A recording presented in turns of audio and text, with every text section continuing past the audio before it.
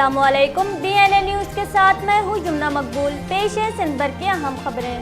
Karachi package کے اعلان کردہ 162 ارب روپے میں سے 8 ارب روپے جاری کر دیے۔ گورنر سندھ عمران اسماعیل نے کہا ہے کہ وزیر اعظم کی جانب سے اعلان کردہ کراچی پیکج میں پینے کے صاف پانی کی فراہمی کا منصوبہ شامل ہے۔ موجودہ حکومت کے سامنے چیلنجز میں ایک بڑا چیلنج پانی کی کمی بھی ہے، جس کے لیے وزیر اعظم نے پاکستان میں فراہمی آب کے منصوبے لگانے کا فیصلہ کیا ہے۔ انہوں نے کہا کہ کراچی کے شہریوں کو پانی کی فراہمی یقینی بنانے کے لیے 4K منصوبے پر کام جاری ہے۔ پانی کی اہمیت اور اس کے استعمال کے بارے میں آگاہی مہم وقت کی اہم ضرورت ہے۔ گورنر سندھ نے کہا کہ ویسٹ واٹر کو کارآمد بنانا وقت کی اہم ضرورت ہے۔ بہت سے ایسے اقدامات کیے جا سکتے ہیں جس سے روزمرہ زندگی میں استعمال ہونے والے پانی کو دوبارہ کارآمد بنایا جا سکے۔ وفاقی حکومت نے شہر میں ڈی سیلنیشن پلانٹ لگانے کی منظوری دی ہے، جس کے تحت Karachi water and sewerage board اور کنٹونمنٹ بورڈ کے زیر انتظام آنے والے علاقوں میں اقدامات کو حتمی شکل دی جا رہی ہے۔ وزیر اعلیٰ سندھ کا کہنا ہے کہ گیس کے ذخائر ختم ہونے سے 2026 اور 27 میں یوریا مینوفیکچرنگ میں قلت کا سامنا کرنا ہوگا۔ وزیر اعلیٰ سندھ سید مراد علی شاہ نے کہا ہے کہ 2025 اور 27 تک پاکستان کو 2.6 MTP ایک کھاد کی سالانہ ضرورت ہوگی اور تھر کے بلاک 6 میں 30 سالوں کے لیے پیداوار کے لیے ذخائر موجود ہیں۔ سیکریٹری انرجی مصدق خان نے بتایا کہ مقامی گیس کے ذخائر دن بدن ختم ہو رہے ہیں اور 2026 کے آخر تک اس سے یوریا کی پیداوار متاثر ہوگی۔ گیس کے لیے تمام متبادل ذرائع RLNG ترکمانستان، افغانستان، پاکستان اور انڈیا TAPI میں نئی گھریلو دریافت تھرکول سے سائن گیس کی پیداوار سب سے سستا ذریعہ ہے، جسے $3 فی MMBTU تک پیداوار ہو سکتی ہے۔ وزیر اعلیٰ سندھ نے کہا کہ سندھ حکومت کی درخواست پر CPEC پروجیکٹس کی جوائنٹ کوارڈینیشن کمیٹی نے تھرکول فیلڈ کے بلاک 6 کو پہلے مرحلے میں 1320 میگا واٹ کی پیداوار کے لیے شامل کیا ہے اور دوسرے مرحلے میں کول تا گیس تا یوریا شامل ہے۔ وزیر اعلیٰ سندھ سید مراد علی شاہ کی زیر صدارت CCI کے اجلاس کی تیاری کے لیے اجلاس۔ ترجمان سندھ حکومت کے مطابق وزیر اعظم نے 11 دسمبر 2019 کو CCI کا اجلاس طلب کیا ہے۔ کراچی کے کچھ بلاکس کی دوبارہ مردم شماری کا فیصلہ ہوا تھا، تاہم CCI کے رزلٹ ابھی تک آفیشیلی اناؤنس نہیں ہوئے۔ وزیر اعلیٰ سندھ نے اس مسئلے کو CCI میں پیش کرنے کی تیاری کر لی۔ ترجمان کا کہنا ہے کہ معاملہ مارچ 2018 میں CCI کو بھیجا تھا، لیکن ابھی تک رقم واپس نہیں ہوئی۔ FBR نے Sindh excise and taxation department کے 2016 سے 8 بلین روپے کی کٹوتی کی ہے۔ وزیر اعلیٰ سندھ نے CCI کو فوری طور پر خط لکھ کر یہ مسئلہ ایجنڈا میں شامل کرنے کی درخواست کر دی۔ مراد علی شاہ نے کہا کہ پنجاب کا ایسا مسئلہ جب CCI ایجنڈے میں رکھا گیا ہے تو سندھ کا بھی رکھا جائے۔ CCI میں پاپولیشن گروتھ کو کنٹرول کرنے کے حوالے سے بھی صوبائی ٹاسک فورس پر بھی تبادلہ خیال ہوگا۔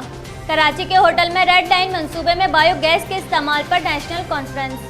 ملک امین اسلم مشیر وزیر اعظم برائے ٹرانسپورٹ نے تقریب سے خطاب کرتے ہوئے کہا کہ آج تاریخی دن ہے کہ بایو گیس کی مدد سے ٹرانسپورٹ شروع کرنے جا رہے ہیں۔ گرین لائن پر کام مکمل ہے، ابتدائی طور پر 100 بسیں چلائی جائیں گی۔ وفاقی حکومت ماحولیات کی بہتری پر کام کر رہی ہے۔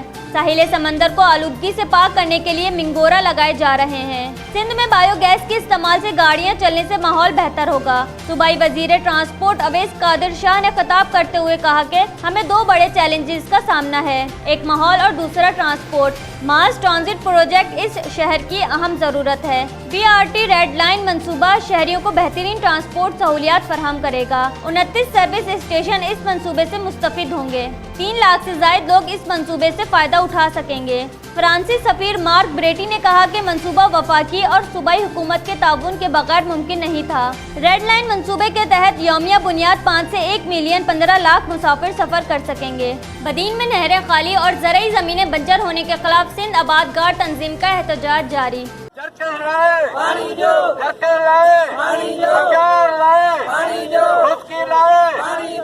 بدین کے علاقے ٹیل سمیت دیگر نواحی علاقوں کی 17 سے زائد نہروں میں پانی کی قلت پیدا ہو گئی ہے، جس کے خلاف سندھ آباد گار تنظیم کی جانب سے 10ویں روز بھی احتجاجی مظاہرے اور بھوک ہڑتال کا سلسلہ جاری ہے۔ کاشتکاروں کا کہنا ہے کہ پانی نہروں میں موجود ہونے کے باوجود مصنوعی قلت کی جا رہی ہے، جبکہ سپریم کورٹ کے واضح احکامات بھی ہیں کہ علاقوں میں پانی پہنچایا جائے۔ احتجاج کرنے والے کاشتکاروں نے حکومت سے مطالبہ کیا کہ ہمیں اپنے حصے کا پانی دیا جائے تاکہ وہ گندم کی کاشت کر سکیں۔ میڈیا ہاؤسز اپنے ورکرز کو مہینوں سے تنخواہیں نہیں دے رہے۔ نجی ٹی وی کے کرائم رپورٹر عرفان انتقال کر گئے، انہیں بھی کافی مہینوں سے تنخواہ نہیں ملی تھی۔ سعید غنی کا سندھ اسمبلی میں خطاب۔ وزیر اطلاعات سعید غنی نے سندھ اسمبلی میں خطاب کرتے ہوئے کہا کہ میڈیا ہاؤسز اپنے ورکرز کو مہینوں سے تنخواہیں نہ دے کر اچھا نہیں کر رہی۔ میڈیا چینلز کے مالکان نے بہت پیسہ کمایا ہے اور کافی امپائرز کھڑے کیے ہیں جو ورکرز کی محنت کی وجہ سے ہی ہوا ہے۔ ان کا کہنا تھا کہ آج اگر میڈیا چینلز کے منافع میں کچھ کمی آ گئی ہے تو اس کا یہ مطلب نہیں کہ چینلز مالکان اپنے ورکرز کی تنخواہیں روکیں یا انہیں نوکری سے فارغ کریں۔ سعید غنی نے نجی ٹی وی کے کرائم رپورٹر عرفان سے متعلق کہا کہ وہ کل دل کے اٹیک کی وجہ سے انتقال کر گئے اور بتایا گیا ہے کہ انہیں کافی مہینوں سے تنخواہ نہیں مل رہی تھی۔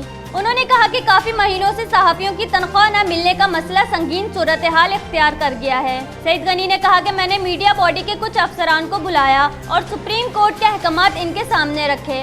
میٹنگ میں یہ طے پایا کہ ہم میڈیا ہاؤسز کے واجبات 2 انسٹالمنٹ کے ذریعے ادا کریں گے۔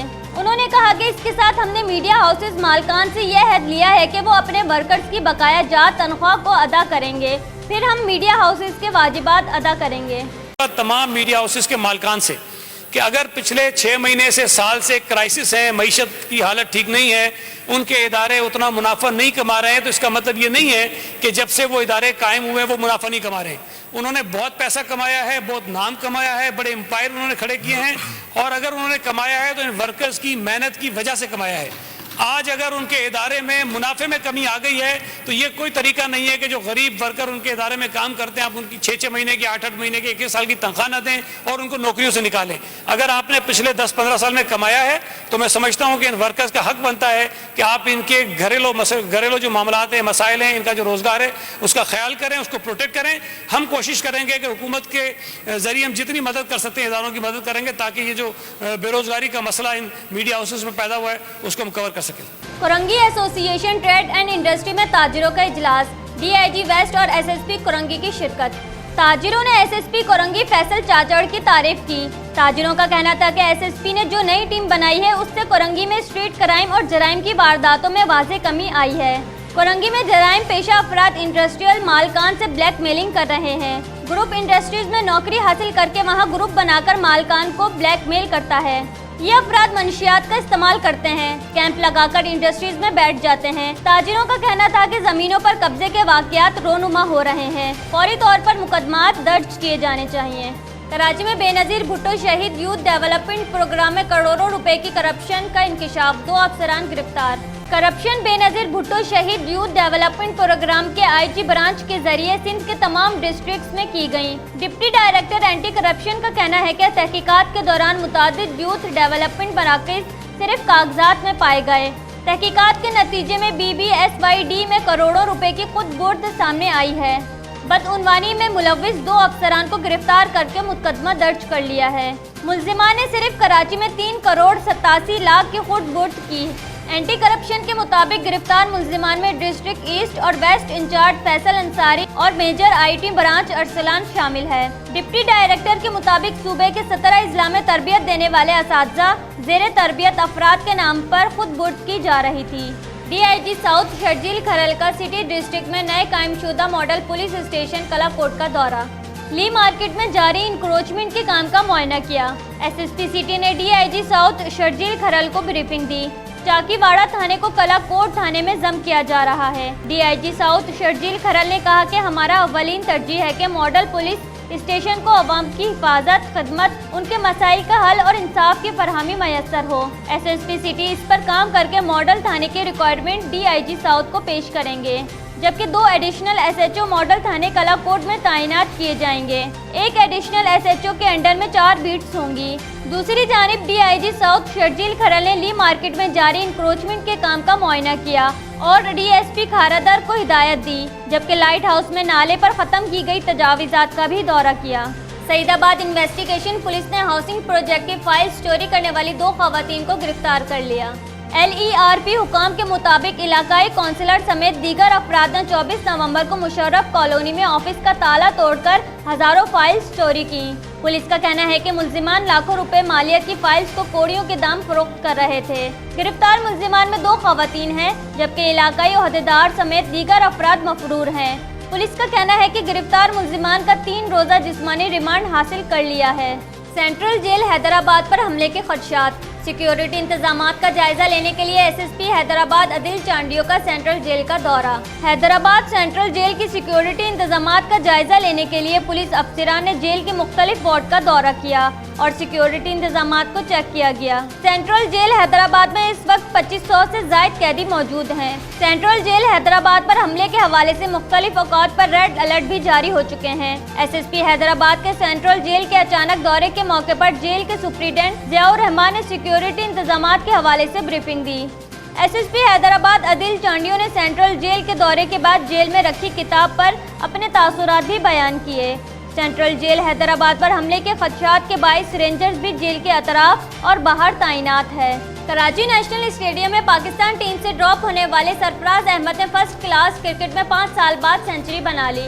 کراچی نیشنل اسٹیڈیم میں جاری قائد اعظم ٹرافی کے میچ میں سندھ کے کپتان سرفراز احمد سعودن پنجاب کے خلاف 131 رنز بنا کر آؤٹ ہوئے، جبکہ ساتھی کرکٹر فواد عالم نے بھی ڈبل سینچری بنائی اور 211 رنز پر پویلین لوٹ گئے۔ فواد عالم کی ڈومیسٹک کرکٹ میں یہ 33ویں سینچری تھی، جبکہ انہوں نے 12,000 رنز بھی مکمل کر لیے۔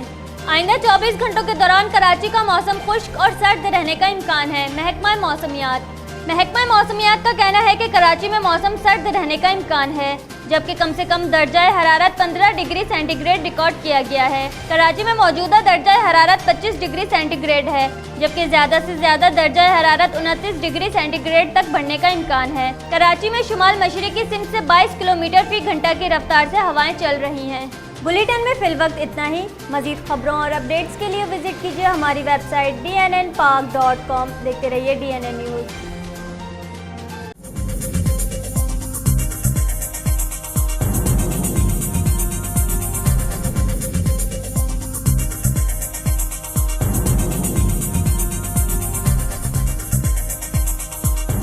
نیوز سے اپ ڈیٹ رہنے کے لیے ہمارے چینل کو سبسکرائب کریں اور بیل آئیکن پر کلک کریں۔